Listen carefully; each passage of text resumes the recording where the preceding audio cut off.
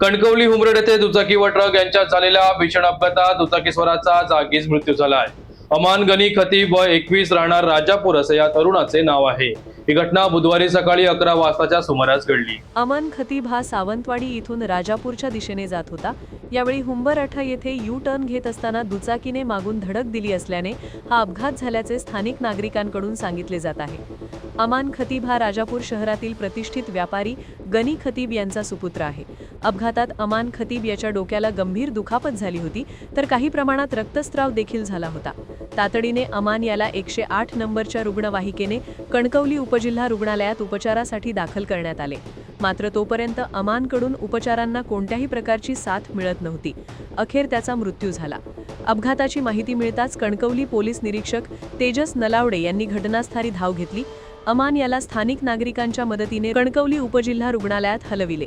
पोलिसांनी दुचाकी रस्त्याच्या बाजूला उभी केली व ट्रक देखील पोलिसांनी ताब्यात घेतला आहे। घटनेची माहिती समजताच अमान खतीब याच्या मित्रांनी देखील उपजिल्हा रुग्णालयात धाव घेतली होती। तसेच राजापूर शहरातील अनेक व्यापारी व अमान याच्या मित्र परिवाराने कणकवलीकडे धाव घेतली। अधिक माहिती अशी की अमान खतीब हा बुधवारी सकाळी कामानिमित्त आपली दुचाकी घेऊन सावंतवाडी येथे गेला होता। सावंतवाडी येथून राजापूरकडे परतत असताना त्याची कणकवली तालुक्यातील हुंबरठ येथे ट्रकला मागून जोरदार धडक बसल्याने त्याचा मृत्यू झाला।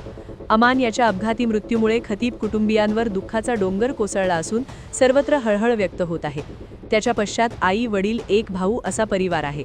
राजापूरचे माजी नगरसेवक सलाम खतीब यांचा अमान हा पुतण्या होता।